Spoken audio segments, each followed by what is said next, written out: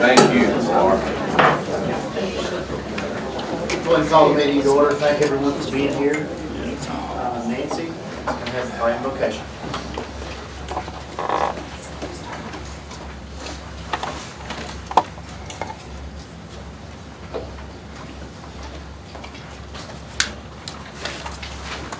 On Tuesday, we had a prayer with Management Forum, and I thought it would be appropriate for us to share that same prayer as we are one.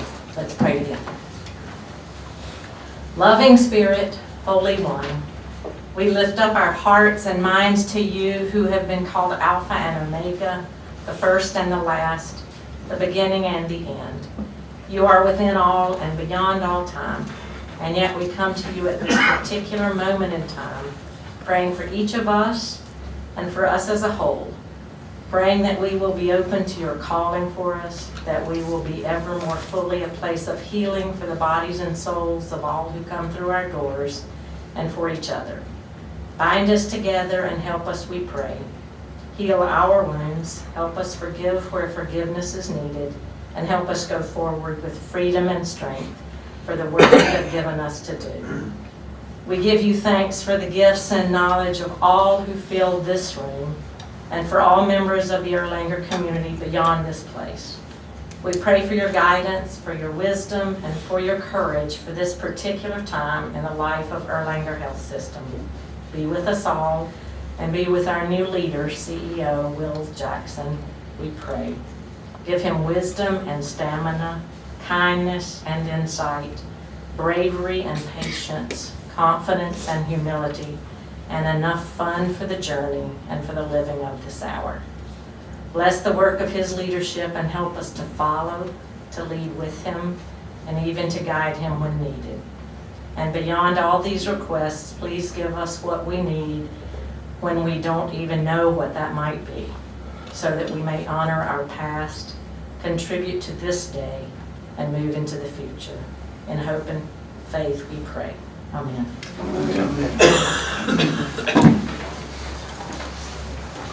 Chaplain Nancy, you said some really great prayers, but you hit the target on that one. Couldn't have been better. Thank you for everything. We are one. Okay, do we have any guests introduced? I have a special announcement to make tonight. We're going to recognize one of our fellow board members, Dr. Phil Burns. I don't know if he knew I was going to do this tonight, but Dr. Burns is getting ready to receive the Distinguished Service Award, which is the highest honor from the American College of Surgeons Board of Regents. He'll be presented this Distinguished Award at the American College of Surgeons Clinical Congress in October. Where is that going to be held? San Francisco. In San Francisco. He's receiving this award for his exceptional and continuous service as a fellow of the American College of Surgeons and his innovative vision in better preparing general surgery residents with enhanced skills. Dr. Burns is known for always doing the right things for his patients. He's been with Erlanger for over 40 years, and we just want to thank you for dedicating your time and your talents to Erlanger and for all you've done in training up young surgeons. Everyone, please join me in congratulating Dr. Burns.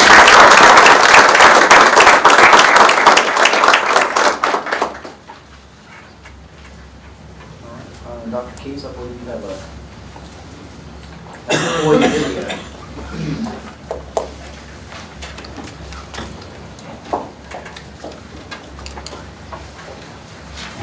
At the beginning of this month, hundreds of Erlanger employees and their families came together at the Westin Hotel for the annual Service Awards Banquet. As Dr. Jackson has stressed over and over during his first week on the job, it's the human asset that is key for any organization. In today's continuously changing world of healthcare, it's our dedicated employees who have spent many hours at this hospital who differentiate an organization from its competitors. So I want you to enjoy this short montage that Jed has put together for our employees who are honored this year for their decades of service.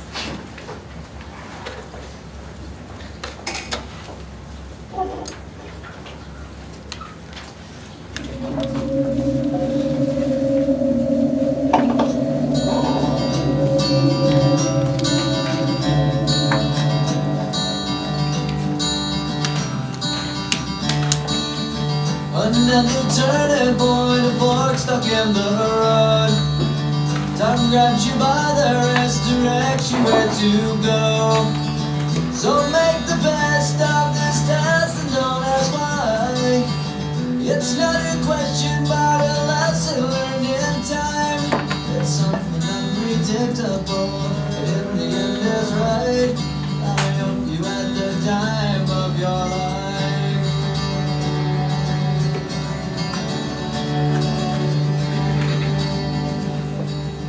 I've had a fabulous time. Erlanger's a great place to work. You know, it's been a kind of a highlight of my life, you know, working at Erlanger. I've always been so proud to be an employee here. We've had a good run. I still expect to be here several more years. It is special to work here, especially with the children, just taking care of the kids. And the families are as important as the kids are, so you take care of them, along with grandparents and aunts and uncles that love these kids. You treat them like they're your own. I've done a lot of things, I've seen a lot, and I have enjoyed every minute of it. I love what I do. I love it. Yes, it doesn't seem like I've been here 40 years. I'll tell anyone, do what you love doing. It's not hard. It won't be hard. You know, it won't be hard getting up, coming to work. You know you're coming to render service. You know you're coming to make someone's day. No, it's not hard at all. My spiritual gift is serving others.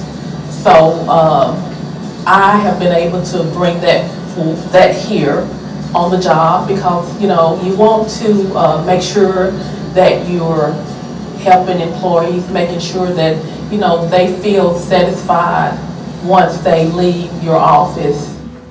Just be compassionate. I look at myself as them being me, so I treat them as if I want to be treated each and every day. Working here at Erlanger has been a reward. I've learned a lot. I've met a lot of people that I have mothered. That's why a lot of people know me as Mama Weezy. I've been Mama Weezy at this hospital through a lot of departments. Well, I love the people that I work with. You know. I like that, you know. And working together, you know. I like that too. A wild ride over way too quickly. It's been wonderful. I can honestly say it's been a wonderful career. And from the time I worked there, I never wanted to work anywhere else. What I love about Erlanger is the people and what we do for our patients and everybody that we serve. And there's so much opportunity in Erlanger. People can come here right out of school and they can have their entire career here if they so choose, because there's so many opportunities and so many different avenues that they can direct their jobs where they want to go, where they want to go with their careers. I just can't believe that a place like this can do so much for the sick and the families. It's absolutely remarkable. And that's what I've seen in my 40 years. It's just fabulous. In the years since I've been at Children's Hospital, what the consistency of the whole 40 years has been loving on the patients and making them feel like they are so special. And one of my personal goals has always been to just try to make some kind of little difference in the life of whoever I interact. I wouldn't go to battle with anybody that day. She's awesome. Thank you so much. You deserve anything and everything that you get. You take good care of our patients. Thank you so much. Okay, Okay. Everyone's an individual and everyone should be treated the same. And I've had people that were very well-to-do and prominent through the years, and then I've had people that they struggle from one paycheck to the next. But everybody needs to be treated the same. And as far as, you know, teaching and helping, some people can need resources provided that other people don't necessarily need. I have had some very good head nurses that have worked here, and they really taught me a lot. We're Erlanger strong. We get right back in there, but we continue to always live up to our mission and our vision, and we care for the patients that come in our doors. The human touch is the most important part of our care, and that's what I think makes Erlanger special.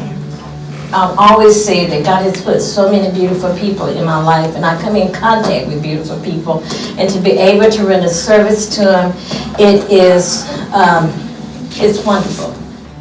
I've learned that if you work together as a team, you get more out of the people that you work with. I've also learned that if you treat others the way that you wanted to be treated, that you'll be taken care of. Just taking care of these kids, doing the best job I can do to make the families happy, make the kids happy, make sure they're well taken care of, and to make it out of here safe and sound. And I got a year and a half and I'm out of here. You're an Uber driver, I'm leaving.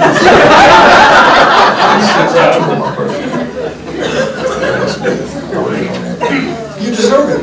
Yeah, it's time to go. I had a family in an elevator that's one of the most memorable things, and they were crying, and I said, I'm so sorry for what you're going through. And they looked at me and they said, would you please pray for our daughter? Just pray for her today. And to me, I stepped out that elevator and I said, do you mind if I just pray with you right now? And they said, please do. And I just said just a short 2 or 3 sentence prayer. And to me, on the way to work, I said, Lord, just let me do something positive today for you. And you just get those answers every day at Erlanger. There's opportunities if you just keep your eyes open and look for them, and you're just willing to step out and help somebody. It's something unpredictable, and the end is right.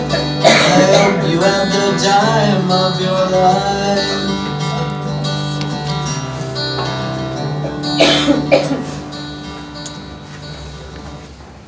That's what it's all about.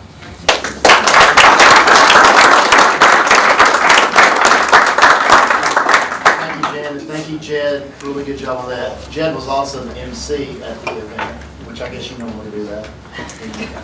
Very entertaining, as usual. Okay, we need to review our minutes. I know everybody was sent the minutes. We have our prior meeting. We have 2 sets, so let's do them separately. I need to get a motion to approve the minutes from August, our meeting on August 22nd, 2019. Get a motion to approve. So moved. Second. All in favor? And then also, our meeting on August 29th. We need a motion for that. Those are forever minutes. Second motion. Yes, they are. You're wrong. Okay, we've been here a long time. That's right. Okay, did I get a second? I did. He did. Okay. All in favor? Aye. Dr. Burton? Okay. So, going down the committee reports, did Budget and Finance meet? We did not meet. Planning? Gerald Audit Compliance, I think on that today. We met. Okay. Sheila? That was legal. Management Board Evaluation Committee? Yes, several times. Okay. And results tonight. And Executive Committee, we have met as well. All right. Okay, we have a consent calendar with resolutions 190908 and 1909. If I could get a motion for those. So moved. Second. All in favor? Aye. Okay, Ms. Mons, you have resolution 190903. Yes, thank you. Resolution 190903 comes from MVAC, and it regards an employment agreement between the Chattanooga-Hamilton County Hospital Authority and William L. Jackson, MD, as president and CEO. Trustees, you've received a copy of the contract in your packet for tonight. I'd like to call your attention to 3 or 4 pertinent issues that are covered in the contract. If you will look at section 3A, you will note that the base salary for Dr. Jackson will be $625,000 for the 1-year contract. Section 3B, clarification that in the event the incentive plan formula and percentages pay out according to the plan, that his incentive plan would correspond with those of the former president and CEO. The third item, if you'll look at section 3C, There is an added potential for an individual performance incentive of $50,000 payable at the end of the one-year term if and so long as all three of identifiable goals agreed upon by the Board of Trustees and Dr. Jackson. Those goals are by 12/31/19, Dr. Jackson will have completed a reorganization of the management structure of Erlanger Health System. By March the 31st of 20, he will present an acceptable plan by trustee approval to address physician relations. And also by 3/31/20, he will present an acceptable plan to reorganize the Erlanger Medical Group governance structure. The final item that I would call your attention to is section 4E3, and that is in addition to the provision of 6 months of health insurance coverage at the employee rate, it provides for a cash equivalent of 6 additional months at a 37% markup for taxes, both contingent upon him not having found other employment that provides opportunity for medical insurance coverage. MBAC would like to request that the Board of Trustees approve the contract with Dr. Jackson and that we get on about the business of governance for this hospital. Mr. Chairman, if I could add, Linda's update was an update of the version that was sent out yesterday. Yes. The other provision that several of the trustees have brought up is the issue of severance. So that's 6 plus 6 is in addition to a 12-month severance in the event that Dr. Jackson separates or does not continue at the board's request or at the board's election. So if the board decides they don't want him after the first year, then and only then would that severance kick in. Correct. We do not anticipate that that will ever be activated. We're looking forward to a very positive year. Maybe explain that again. If Dr. Jackson, if the board chooses at some point during the one-year contract or at the end of the one-year contract to open the position and take applications for it, and Dr. Jackson is no longer employed, he will receive 1 year of severance pay. Mr. Chairman, it basically says that if we vote to approve this, we're going to automatically owe him 2 years' worth of pay. Plus, Unless he chooses to leave unless us. he chooses to leave. Or if he's terminated with Or we're terminated with cause. Yes. Otherwise, Yes. we're agreeing to 2 years. It's not just 1 year, we're agreeing to 2 years. 1 year of salary and 1 year of severance, Right. which is salary. That's correct. And this would all be reviewed again in a year. It would all be reviewed again in a year. Actually, it would all be reviewed again prior to a year, because we'll have, our first check will occur at the end of December, and we'll be reviewing periodically.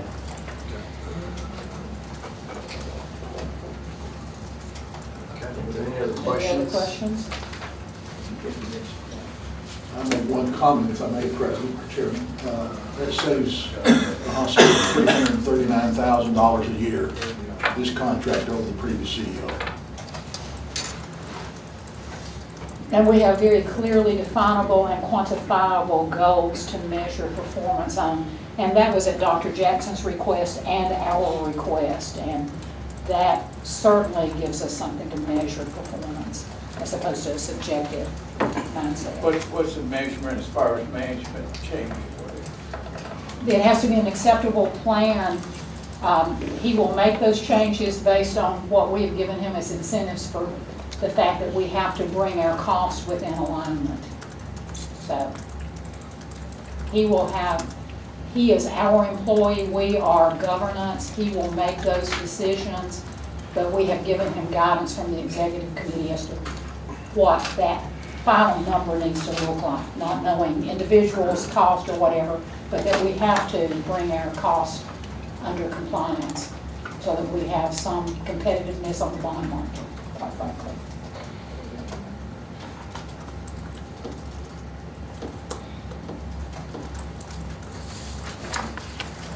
Has the bond market given us some guidelines? I would defer that question to Brett and to Greg, but Now, I think that what Will was suggesting is that if you look at our margins, right. that, the our budget for next year is only $5 million. We really need to have a 3% margin at minimum based on the BBB rating.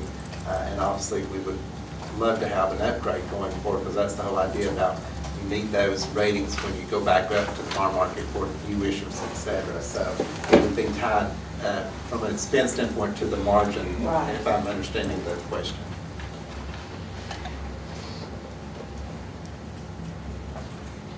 Mr. Chairman, I'd like to make the motion that we approve this resolution. Okay. Second. Okay. Got a motion and a second from Dr. Bolton. All in favor? Aye. Opposed? Thank you.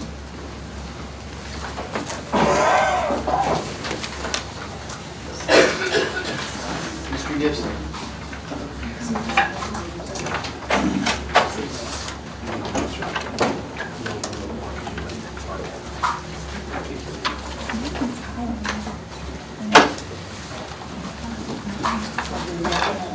Good evening. I'm here to follow up to our most recent board planning committee where we discussed our community health needs assessments. And I'm here tonight with a resolution to approve the Erlanger Medical Center and the Erlanger Bledsoe Hospital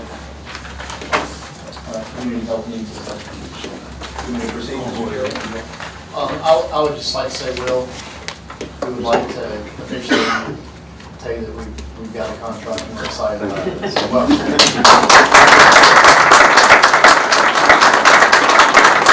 That is reassuring, Mr. Chairman. I appreciate that. Thank you. Appreciate it. Thank you. I know you're going to earn every penny of it. Okay, Matt, thank you. So just to go through, the board has seen the full community health needs assessments. Just a few reminders for context for this process. This is a requirement of the IRS and the Accountable Care Act. We have to do this as a nonprofit organization every few years. We conduct 4 community health needs assessments. We do one for our FQHCs, Federally Qualified Health Centers, one for Erlanger Western Carolina Hospital. Both of those governing boards have approved those 2 community health needs assessments for 2019. And tonight we have for approval the Erlanger Medical Center, which includes this campus, our Erlanger East and Erlanger North Hospital, and also a separate community health needs assessment for our Erlanger Bledsoe facility. So just to hit the highlights again, we discussed this in detail at our most recent planning committee. This slide is an overview of the requirement. Fundamentally, nonprofit hospitals such as ours have to do this to demonstrate adherence to the requirements we're listed here, to make sure that we on a regular basis, per our nonprofit status, are assessing, engaging, and working to meet the community needs. And there are other requirements listed here. We have to have an emergency department that is open to all. Obviously, our governing body has to be represented in the community, open medical staff. We have to reinvest in our facility, and so forth. This is an overview of the process that we went through in 2019, and I want to acknowledge Martin McKay on our team and also Joe Rennick that really did the heavy lifting and shepherding this process. But fundamentally, we accumulate an extensive amount of data from the different hospital associations, public health departments, share that with focus groups from the communities we serve in our primary and secondary service area, and go through focus group discussions with them about what needs they see in their respective communities. And we document that and then synthesize those into the documents that you all have seen. We also do an online survey, which is noted here. We had 1,600 material responses to that. Quickly to highlight, this slide illustrates the highlights from the 2016, the most recent community health needs assessment, and the progress that is being made on that one, and then also the 2019, the one that was concluded as of June 30th this year for, again, Erlanger Medical Center, including North and Erlanger East. Just the highlights and takeaways from the 19 survey: access to care, being able to get into primary care, being able to have a primary care physician relationship that is consistent with our Erlanger Health System strategic plan, which you all are aware. In addition, chronic conditions such as heart disease and other chronic conditions, we really are excited and feel like, in addition to the work that we're doing with our other community partners, the governor's emphasis on improvement in rural health care will further advance these initiatives. These are not fast fixes, if you will, in any community or any state, but his emphasis on rural access and rural health care can do nothing but help. And then finally, mental health continues to come up on a regular basis in our communities and others across the state and this country, unfortunately. So we have several tactics and different things that we're evaluating to make an impact there. Finally, the Erlanger-Bledsoe. This slide highlights the Erlanger-Bledsoe findings. I draw your attention to the bottom of the page. We've received feedback from the community groups, the focus groups, about continuing to work enhancing the facility. We have several different options we are evaluating specific to the medical office building at that facility and also our Dunlap Emergency Department. So more to follow on that in the coming months. The X-ray and other imaging equipment came up, and then again, just the physical plant there in Bledsoe. So there's a lot more detail in the documents, and again, we discussed these at our planning committee, but this is a summary, and that concludes my comments specific to the community health needs assessments in 2019. Matt, on the, you said 11 or 12 rural communities. So that mean there was one was not part of that. Well, no, that had some movement, needle movement. What is that one county? I know that one county that has had some significant movement is actually up where Bledsoe is. It's a pretty exciting success story that we've talked about in the past. That was at the bottom of the list. So y'all may be familiar with Robert Wood Johnson Foundation. They rank county health indicators in every state across this country. And several years ago, their leaders in this room, including Dr. Burns and Joe Winnick and others, made a concerted effort to bring more access to that community. So that community is actually one that is seeing some significant movement. They're now in the 50s ranking in the state of Tennessee, but there's still opportunity for them to move in a good direction as well. But it's basically saying, Mr. Sadler, that the others still have opportunity, significant opportunity for improvement from the measurement in 2016. And we will plan to do this again, obviously, in 3 years from now, per the requirements. Mr. Chairman, if I could add, rural health care is, of course, a real problem in America, because so much of the country is rural, really.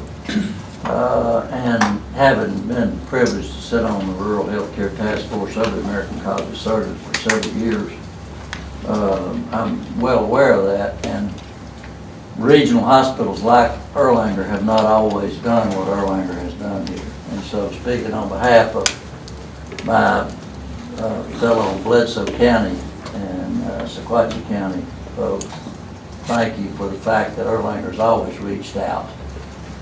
When I grew up as a young boy there many years ago, you always knew if you really got sick, you ended up at Erlanger. But the two doctors that were there had trained at Erlanger. So the continuum of influence for Erlanger there is phenomenal, and there's a lot of data in Matt's report that actually objectively quantifies the effect that Erlanger's outreach program has had actually in the entire valley, but especially in Bledsoe County and Sequatchie County.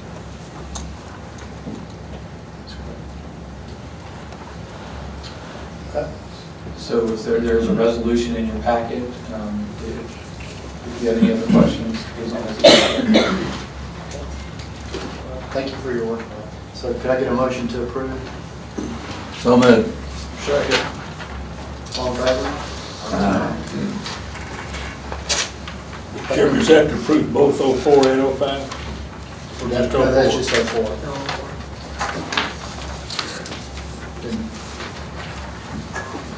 Jeff has the next few.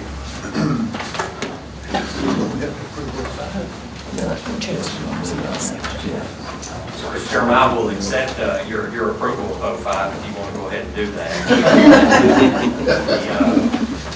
Thank you, Mr. Chairman. You have in your packet resolution number 190905, which is Erlanger's effort to comply with the Public Employee Defined Benefit Financial Security Act.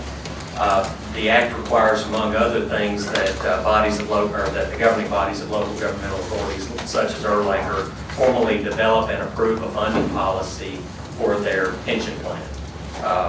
Each of you, I believe, is aware that Erlanger has long maintained and has a funding practice that sets funding of our pension plan while frozen based on actuarially determined valuations. And then we fund it in consideration of those actuarial determination and projections. This resolution simply codifies that process. You've got a copy of the funding policy in your packets, and bring it here tonight for your consideration and approval. I move that we approve resolution 190905. That's correct, you have no choice. Thank you. I'll just point out on the next two resolutions that Dr. Burns will abstain since they involve his practice, recuse himself. Thank you. You took away my lead in, Mike, because of these next two services agreements deal with Erlanger's contracting with University Surgical Associates, of which Dr. Burns is a part. Kitty will let the record reflect that he is recusing himself from and abstaining from the vote. The first agreement addressed in Resolution 1909-06 is a renewal of Erlanger's general surgery call coverage arrangement for Erlanger East. That agreement, it's expired, and we're on a month-to-month as we speak, but basically the terms of it's renewing an existing agreement. No terms have changed, 24/7 coverage in exchange for the annual payout is $277,404, and it's an extension for 2 years. And I'll entertain a motion for 1909. Move approval. Second. All in favor? Aye. Okay. 07 and 277. Yeah, that's what I was going to say. I'm sorry, Yeah. I'm sorry, I flipped that, I apologize. So we've approved 07. Yes. Okay, 06, my apologies. So the other agreement addressed in the other resolution is a renewal of Erlanger's adult trauma general surgery call coverage for the Baroness campus. Same terms as before. We tweaked some quality improvement initiatives, but the terms it includes restricted backup call coverage and quality improvement activities in exchange for $1.542 million a year, and it's a 2-year term. And both of these are in the budget. They are in the This is- budget. This is not beyond the budget, so they're included in the budget. Move for approval. Second. All in favor? Aye. Thank you, Jeff.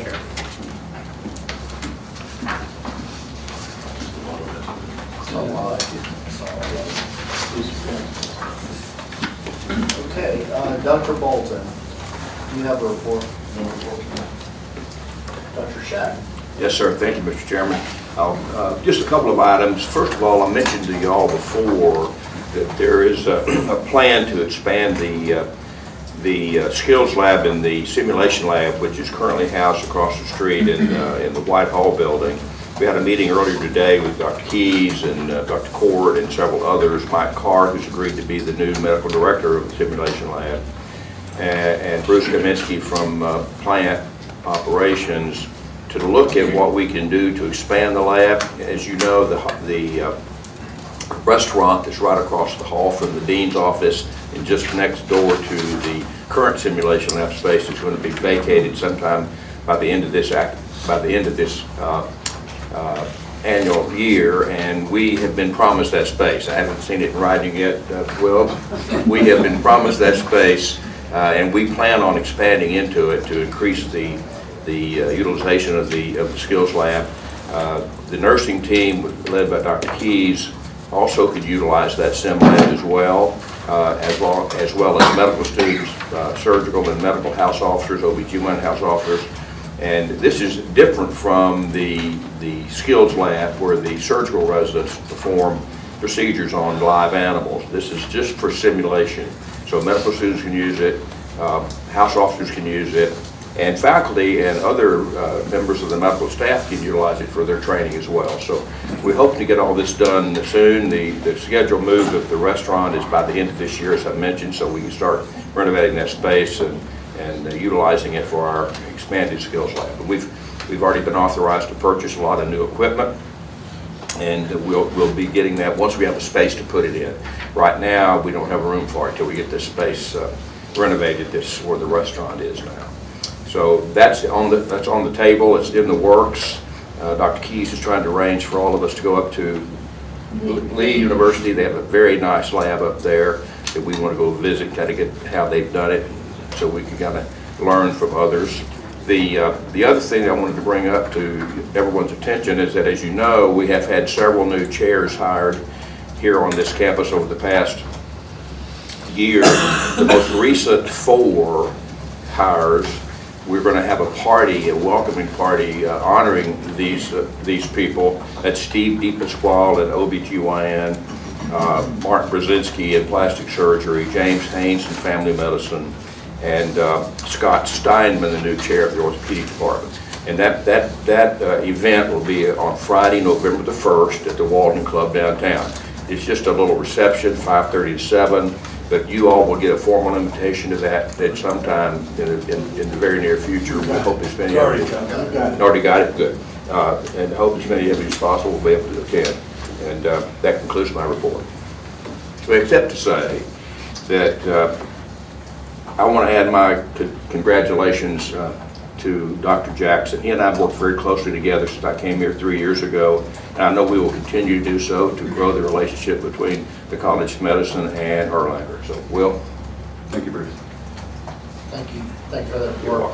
And that restaurant's moving over to... It's coming over to the medical mall somewhere. I'm not sure where it's going to go. It's in you know where the old Erlanger Cafe used to be, right there by Chicken Salad Chick. There is some construction already started, and that's where, and it's going to be a huge, definite employee satisfaction, because a lot of people want options, and it's a really good restaurant. So we're very happy to do it. It's convenient for our employees. Yeah, it's very heavily utilized over there. I mean, the people are lined up out on the street, waiting there. Into your office. Into my office. I don't have any food. Thank you, Dr. Shine. You're welcome. Thank you, Mr. Chairman. Dr. Jackson, your first CEO report. Thank you, Mr. Chairman. I appreciate it. I want to touch on a few housekeeping items first, if I may, and then speak a little more broadly. First off, I think everyone knows we had a water main break in Chattanooga earlier this month. And I'm pleased to say that our staff and associates responded the same way they always do in situations like this. With courage, with the ability to roll up their sleeves, with teamwork, and really represented the organization and community well. In particular, I want to touch on our leaders that really marshaled the troops for this. Robbie Tester, who was our incident commander, Debbie Hedrick, Dr. Ron Bookite, and Jerry McDonald. The entire team pulled together, and again, I'm proud of it, but it always takes leadership to drive performance, and they really performed at a high level. Secondly, flu season is almost upon us. We're starting with vaccinations at this time. I want to make sure that the board is aware. We do this every year for our patients, for our associates, for our physicians, and the board needs to get their flu shots too. So I don't want to be preachy in my first board meeting, but I would request that we do that again, and we're offering that to you as needed. Thirdly, the Chattanooga Motor Car Festival is coming to Chattanooga next month. This is a very high-profile event. The proceeds are going to benefit our Neuroscience Institute. So thankful to those that have set this up. Would encourage everyone to support it. It's great to have community events that are geared toward support of our mission. And then lastly, as you know, we are part of the Future Ready. Actually, we have a Future Ready mission, excuse me. And we've partnered with Howard High School to implement this program that prepares their students for future healthcare endeavors. So Bill Gates filmed earlier today several Howard High School students on our campus on the Medical Mall. And next month, this video is going to be on Bill Gates' blog showcasing this program in Erlanger. So if you're not following Mr. Gates' blog, I would encourage you to do so in anticipation of this in November. And then more broadly, just want to speak to three issues. First, I just want to thank the board for this opportunity. It's a privilege. It's a responsibility. I don't take it lightly, and I know the indispensable asset that Erlanger is to Chattanooga. Fortunately, we have a great mission, wonderful ethos, we have superb physicians, we have the best nurses, we have first-class ancillary staff. I'm really excited about what we're going to accomplish, and again, I want to thank you for this opportunity. Secondly, I do want to publicly thank the board for your deliberation and for your consideration during this. I saw firsthand this was not taken lightly. It was something that required a lot of investment, and I do think that the organization and community are in your debt, and I want to thank you for it. And then lastly, I would be remiss, this played out very publicly, as you all know, and there was a lot of noise specifically around Greg Gentry and me. And I just want to state for the public record, Greg Gentry is a friend of mine. He's been a trusted colleague. He has a skill set and brings it to Erlanger in a way that I can't possibly do it. He's been a servant leader here for 30 years. He has my highest esteem, and I'm confident we're going to continue to work together well. But I want that noted for the record that Greg is in my highest confidence, and you couldn't have lost either way, in my opinion. Thank you. That's my report, Mr. Chairman. Thank you. I got to say thank you.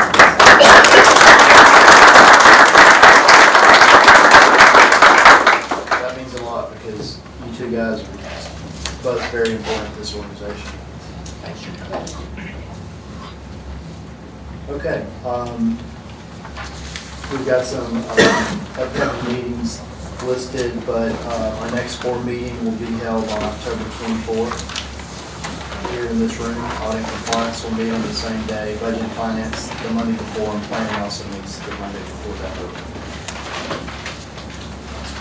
So if there's no other business, we will stand adjourned.